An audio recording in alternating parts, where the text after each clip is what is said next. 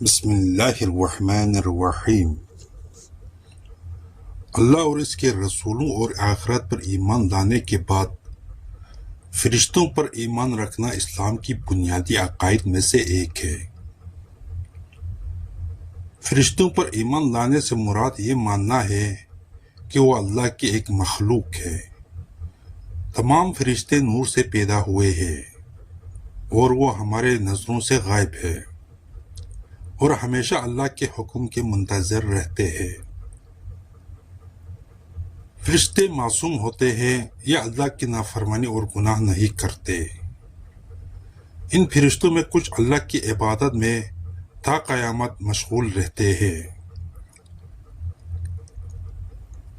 کچھ وحی الہی پہنچاتے ہیں، کچھ دن رات موسم اور بارش وغیرہ کے کام سر انجام دیتے ہیں۔ اللہ کے انہی مقرر فرشتوں میں ایک فرشتہ اسرائیل علیہ السلام ہے، جنہیں روح قبض کرنے یعنی لوگوں کی جان نکالنے کا کام سونپا گیا ہے۔ حضرت اسرائیل علیہ السلام کو فرشتہ اجل اور ملک الموت بھی کہا جاتا ہے۔ اللہ تبارک و تعالیٰ نے قرآن مجید میں ملک الموت کا ذکر کچھ یوں کیا ہے،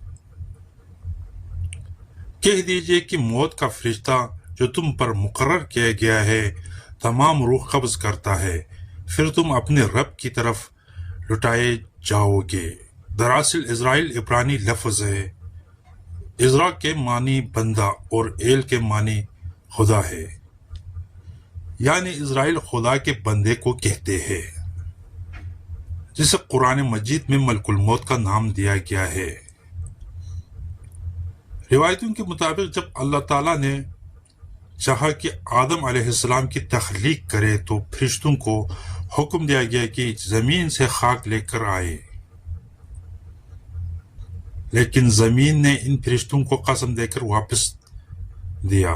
آخر کار اسرائیل علیہ السلام اس کام پر قادر آ گئے اور زمین کی مٹی لانے میں کامیاب ہوئے۔ لہٰذا اس وجہ سے اللہ نے تمام زندہ مخلوق کی روح قبض کرنے کے لیے اس کام کی ذمہ داری ملک الموت کو دے دی۔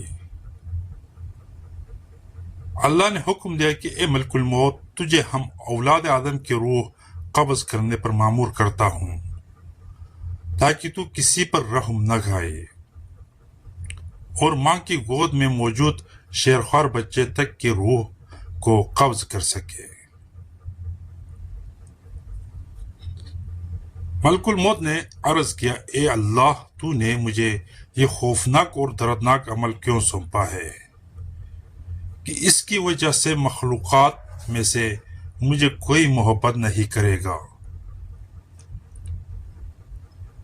تو جواب ملا کہ کوئی بھی کسی کو یہ نہیں کہے گا کہ فلاں شخص اسرائیل کی وجہ سے مرا، بلکہ وہ بیماری اور حادثات کو موت کی وجہ قرار دیں گے۔ روایتوں کے مطابق حضرت آدم سے لے کر قیامت تک آنے والے ہر انسان کی روح قبض کرنے کی ذمہ داری ملک الموت کو دی گئی، جبکہ اس کام کے لیے فرشتوں کا ایک لشکر بھی آپ کے ساتھ رہتا ہے۔ جو فرشتے انسان کو موت دینے آتے ہیں وہی انسان کی موت کا وقت بھی لکھ دیتے ہیں، اور جب کسی شخص کی موت کا وقت آتا ہے تو وہ اس کی روح ملک الموت کے حوالے کر دیتے ہیں۔ لہٰذا حضرت ابن عباس بیان کرتے ہیں کہ ملک الموت تمام اہل زمین کو موت دیتے ہیں اور ان کو تمام بنی آدم پر مسلط کر دیا گیا ہے۔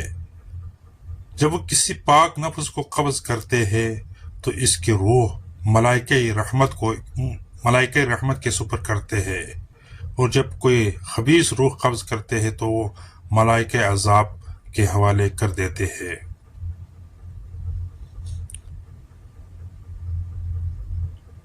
ملک الموت دن میں 3 مرتبہ لوگوں کے چہرے دیکھتے ہیں، جس کے عمر پوری ہو جاتی اور جس کا رزق دنیا سے ختم ہو جاتا ہے، آپ اس کی روح قبض کر لیتے ہیں۔ جب بندے کی روح قبض ہوتی ہے اور اس کے گھر والے رونا پیٹنا شروع کر دیتے ہیں تو ملک الموت دروازے کو پکڑ کر کھڑے ہو جاتے ہیں اور فرماتے ہیں کہ میں نے تمہارا کچھ نہیں بگاڑا، میں تو اللہ کی طرف سے مامور ہوں، نہ میں نے اس کا رزق کھایا اور نہ ہی اس کی روح قبض کی، اور مجھے تو تمہارے پاس بار بار آنا ہے یہاں تک کہ تم میں سے کوئی بھی نہ بچے۔ اگر ملک الموت کو لوگ اس وقت دیکھ لیں اور ان کی باتوں کو سن لیں تو میت کو بھول کر خود اپنے آپ پر رونے لگ جائے۔ باوجود اس کے کہ ملک الموت ایک فرشتہ ہے، ان کی ظاہری شکل و صورت اور حلیہ نہایت ہی خوفناک اور عجیب و غریب ہے، یہاں تک کہ مضبوط سے مضبوط جگر رکھنے والا شخص بھی اگر آپ کو دیکھ لے تو خوف کے مارے آدھی جان نکل جائے گی۔ اس کے متعلق حضرت ابن مسعود رضی اللہ تعالیٰ عنہ بیان کرتے ہیں کہ حضرت ابراہیم علیہ السلام کی ملاقات جب ملک الموت سے ہوئی تو آپ نے ان سے سوال کیا کہ اے ملک الموت، آپ مجھے وہ صورت دکھائے جس میں آپ کفار کی روح کو قبض کرتے ہیں۔ تو ملک الموت نے کہا کہ یہ آپ کی طاقت سے باہر ہے، لیکن آپ کے اصرار پر انہوں نے وہ صورت دکھانی شروع کی ہے اور فرمایا کہ آپ اپنا منہ موڑ لیجئے۔ جب ملک الموت اپنی اصلی صورت میں نمودار ہوئے اور آپ نے انہیں دیکھا تو وہ ایک سیاہ شخص تھے جن کے سر میں آگ کی شعلے نکل رہے تھے۔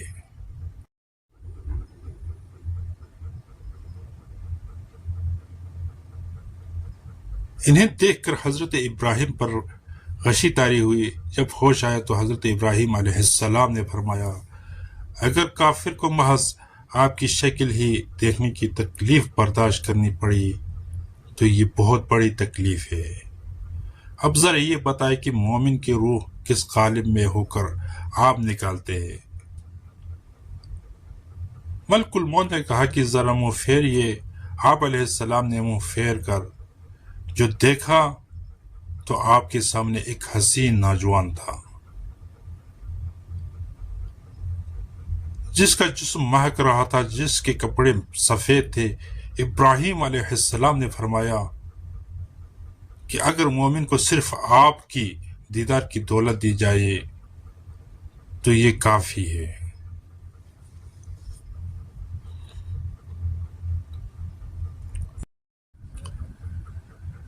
ملک الموت کے خوف و دہشت کا یہ عالم ہے کہ نہ صرف جن و انسان بلکہ فرشتے بھی آپ سے اس طرح ڈرتے ہیں جیسے انسان شیر کو دیکھ کر ڈرتا ہے۔ ہر ذی روح جن و انسان کے روح کو قبض کرنے والے ملک الموت کو کیسے موت آئے گی، یہ بھی ایک دلچسپ واقعہ ہوگا۔ روایتوں کے مطابق روز محشر اللہ تبارک و تعالیٰ کے حکم سے ہر نفس مر جائے گی، تمام جن و انسان کو موت آ جائے گی، پھر اللہ عرش کے فرشتوں کو بھی مار دے گا، پھر حضرت جبرائیل، میکائیل اور اسرافیل علیہ السلام بھی اللہ کے حکم سے مر جائیں گے، اور صرف اللہ کے ذات باقی بچے اور نیچے ملک الموت باقی رہ جائیں گے۔ اب اللہ پوچھے گا بتاؤ کون باقی ہے؟ اسرائیل کہیں گے اوپر تو باقی ہے، نیچے تیرا غلام باقی ہے۔ اللہ کا حکم ہوگا تو بھی مر جا، اور اس طرح تمام مخلوق کی روح قبض کرنے والے کی روح کو خود اللہ قبض فرمائے گا۔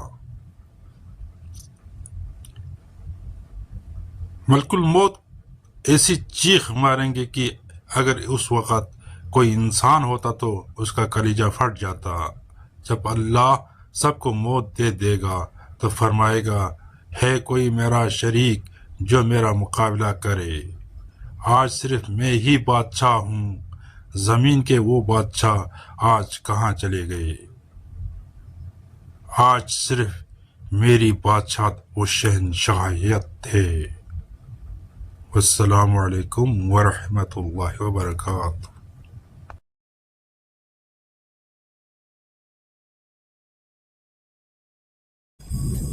ناظرین، ابھی تک آپ نے ہمارے چینل علی والے کو سبسکرائب نہیں کیا تو برائے مہربانی سبسکرائب کیجیے، شکریہ۔